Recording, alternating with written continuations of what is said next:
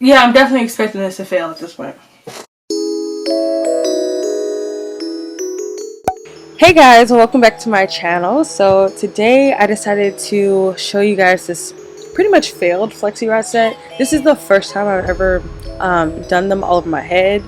And as you can see, it didn't go well, and then I fixed it. So lately I've been realizing that you can still save those styles, so I wanted to show that here. So I kind of started with my hair in 4 sections. So I ended up breaking them down even smaller, and then I go in with the foam, and then I like to smooth it out with a brush first, and then I like to detangle it with a tangle teaser. So I feel like with these styles or any kind of like maybe twist outs, braid outs, all that stuff, like to me when you fluff it, it's easier if you detangle beforehand or as you're setting the style. To me, when you're pulling it apart, it can get really frizzy if it's still super tangled. So you want to make sure you do that thoroughly. I think that is also something that helped me save it, because it didn't get any frizzier than it was. And the struggle for me with this style was the fact that I could not really like get into the rhythm of putting these flexi rods on. I don't know if they were too long, if I was starting maybe at a weird part on the flexi rod, maybe that was something I needed to change, and I think that I'll kind of figure it out as I practice with them a little bit more. They had some shorter ones at the hair store, but I felt like they would be too short. I still kind of feel like they would be too short. I think I just need to switch up the technique, start on a different part or something like that. But basically the process is the foam, then the brush, and then the tangle teaser, and then I just throw the rod on. So I'm going to let you guys continue to watch that process, and then I'll be back to further explain.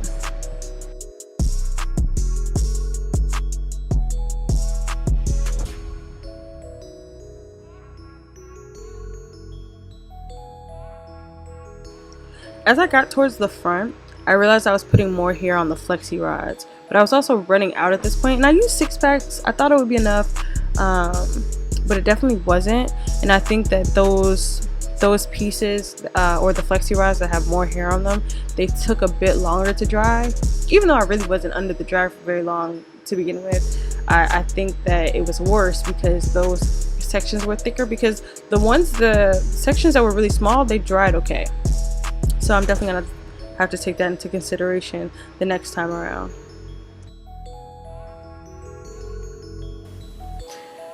Yeah, I'm definitely expecting this to fail at this point. But, you know, cook them all great. Either way, I think I'll be able to kind of style it in a way that'll work.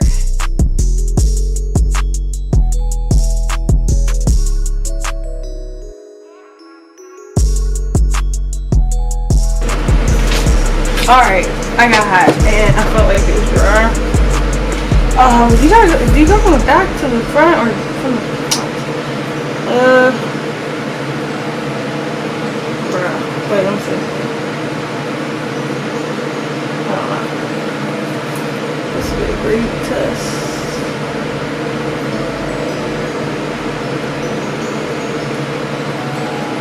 Okay, so here's the thing.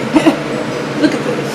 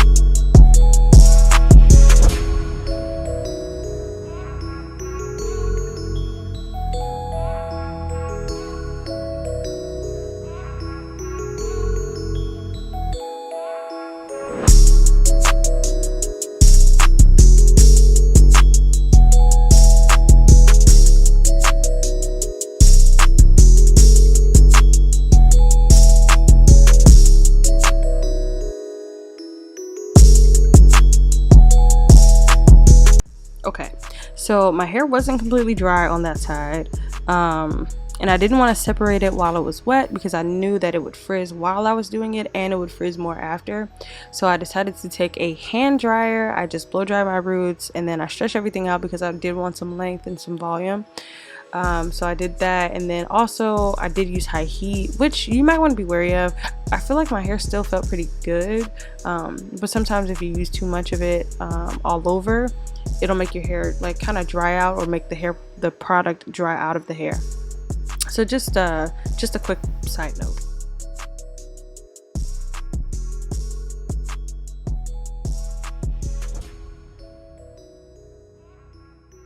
And then here I kind of started to play with my hair, just like to see what an updo would look like, and I thought it would be cute, but I really suck at those. I haven't had a lot of practice with them, so I just kind of was like, I just kind of left it alone and then started to section my hair off so that I could then just go through and fluff. So basically I take this oil from Organics. I can't remember what the name of it was right now, but it's a really light oil with like a dropper. So I just take that because it's light, I can't really feel it. It's not gonna make my hair too greasy. I like to take that and then I'll separate each section, and then I usually go in with a pick to further fluff, like kind of early on, because I know that people aren't really going to see the back sections like they'll see the top, so it's just easier that way. So this part was pretty messed up. It was pretty messed up, but the ends were still curly, so I was really able to take the bangs in the top and cover up those really stretched out parts and the roots right there. So that ended up working out, thank goodness. Like the ends weren't like straight or too messed up. They had dried just enough to like have a little curl, you know, so I was able to cover that up. And then another thing I wanted to say is that as you get into the top, or that top layer of your hair,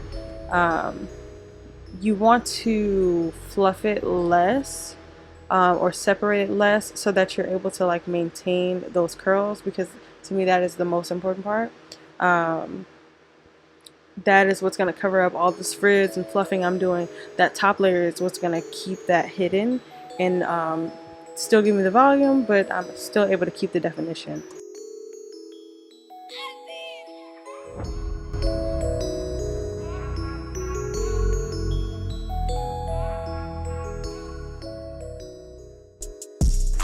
So as soon as I pinned it like that, I knew that was just the way I was going to do it. It was really simple. All I needed to do was brush one side back, throw a pin in, and it was good to go. Now, looking at this video now, this is actually really cute, especially for like prom or something, you know, wedding, you know, just something about those like white pearls. I feel like it's really cute. And obviously, like, you can do it a bit better than I did because I didn't even finish letting my hair dry. But I really like the way that this turned out, so.